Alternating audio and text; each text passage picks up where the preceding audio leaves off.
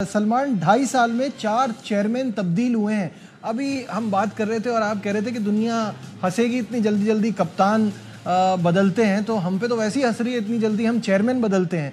तो इन 2.5 सालों में 4 चेयरमैन बदले और कई बड़े बड़े फैसले हुए। आपके ख्याल में किस चेयरमैन का कौन सा फैसला ऐसा है जिसकी वजह से हमें सबसे ज़्यादा नुकसान हुआ?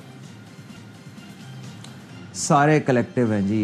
ये पहले भी क्रिकेट में बहुत सारी इम्प्रूवमेंट्स होने वाली थी, लेकिन जब वो 6 टीमों का फैसला आया, उसने आपकी प्रोफेशनल क्रिकेट ख़त्म कर दी, उसने आपकी डिपार्टमेंटल क्रिकेट ख़त्म कर दी। जब डिपार्टमेंट ख़त्म हुए तो आपकी क्लबें वीरान हो गई, क्योंकि वो प्लेयर्स पेड प्लेयर्स होते थे, जॉब्स पे होते थे, तो वो क्रिकेट खेलते थे, उन्हें खेलने के पैसे मिलते थे। जब वो बंद हो गए तो उन्होंने दूसरे काम शुरू कर दिए। तो आपके जो प्लेइंग मेंबर्स थे, प्लेयर्स जो थे, उनके अंदर एक जनरेशन का गैप आया।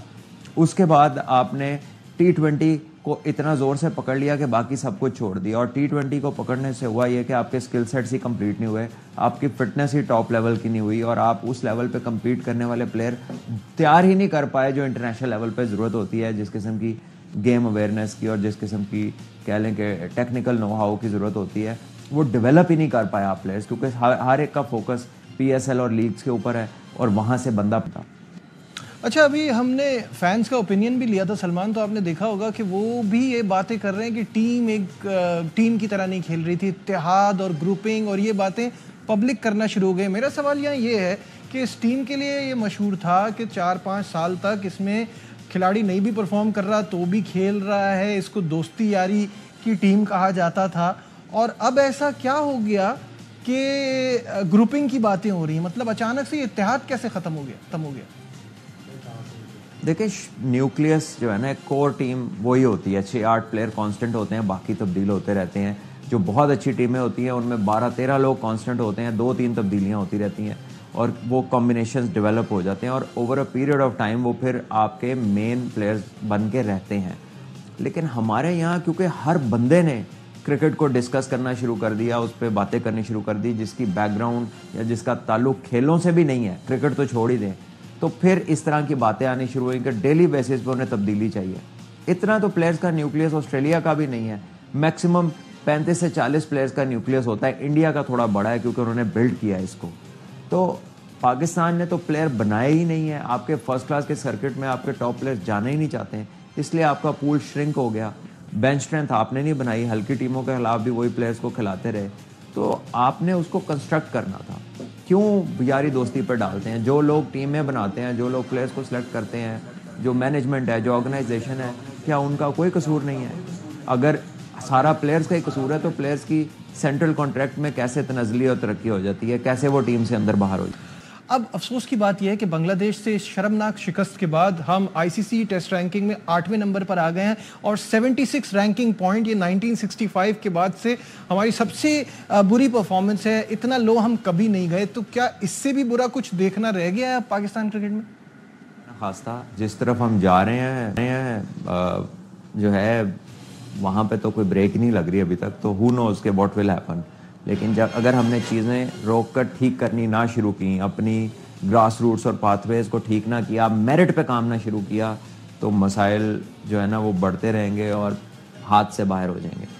और अभी भी इसका कोई क्विक फिक्स नहीं है कि आप इसको चंद दिन में ठीक कर लें, ऐसा कोई सीन नहीं है अभी। अच्छा, बांग्लादेश के खिलाफ इतनी ख़राब परफॉर्मेंस, और अब हमारा जो मुकाबला है ना वो एक बहुत बड़ा, it's a humongous challenge. England आ रही है और वो बेसबॉल की वजह से दुनिया में मशहूर है, और जिस तरह से अग्रेसिव क्रिकेट वो खेलते हैं, हमें तो अभी से सोच के ही डर लग रहा है। मुझे ऐसा फील होता है हमारे खिलाड़ियों में ना गेम अवेयरनेस की भी बहुत ज़्यादा कमी है। आपको ये महसूस होता है?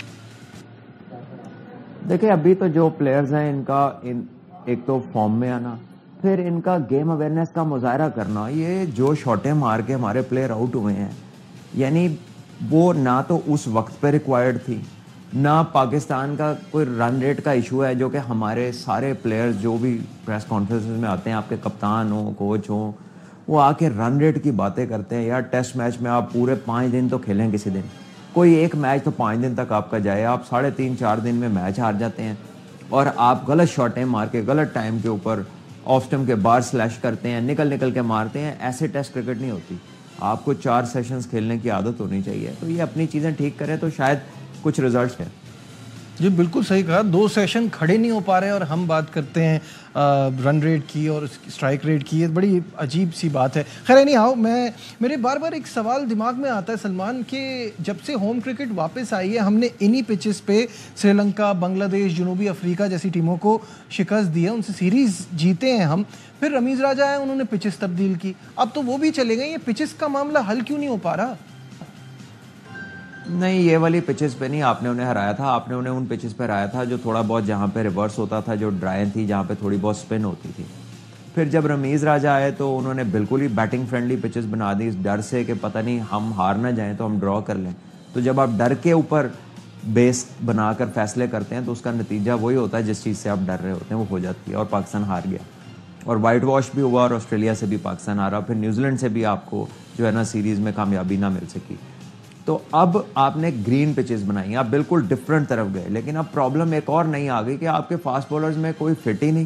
جو آپ کے تھوڑے سے تیز فاسٹ بولر ہیں ان میں سے کوئی فٹ ہی نہیں, اور جو آپ کے میڈیم پیسرز ہیں جب بال پرانا ہو جاتا ہے تو پھر وہ ان کی بال میں وہ والی چیز نہیں رہتی کہ وہ سامنے والی ٹیم کے لیے کوئی خطرہ ثابت ہو. اچھا سلمان, اب آخری سوال آپ سے یہ ہے کہ چیمپئنز کپ کو ایسے پیش کیا جا رہا ہے جیسے کہ اب اس کے بعد سب کچھ ٹھیک ہو جائے گا, اور اس میں بڑے بڑے ناموں کو منسلک کیا گیا ہے, جس میں سے وقار یونس, مصباح الحق اور ثقلین مشتاق تو آلریڈی ساتھ رہ چکے ہیں, تو مانے کہ سینئر ٹیم کے ساتھ رہ چکے ہیں. تو آپ کو کیا لگتا ہے کہ یہ کوئی فکس ہے, اس سے معاملات ٹھیک ہو پائیں گے؟ دیکھیں یہ تو وقت بتائے گا, لیکن میرے نزدیک یہ ایک بہت بڑی آسک ہے. اور جس طرح سے جیسے آپ نے کہا کہ اس کا لے آؤٹ اور ڈیزائن ہے, تو تھوڑا ویٹ کر لیتے ہیں. یہ ٹورنامنٹ شروع ہو رہا ہے, چند دن میں اس کی چیزیں سامنے آ جائیں گی. ٹھیک ہے جی, تھوڑا ویٹ کر لیتے ہیں, اور ٹھیک ہے آگے پتہ چلے گا کہ ہم کہاں کھڑے ہیں. ریڈ بال میں ہماری پرفارمنس نہیں ہو رہی, اور champions cup one day event ہے, ہوپ فلی اس سے چیمپئنز ٹرافی کے لیے کچھ تیاری ہو جائے. فی الحال ہمارے پروگرام میں بس اتنا ہی. سلمان بٹ کا بہت بہت شکریہ.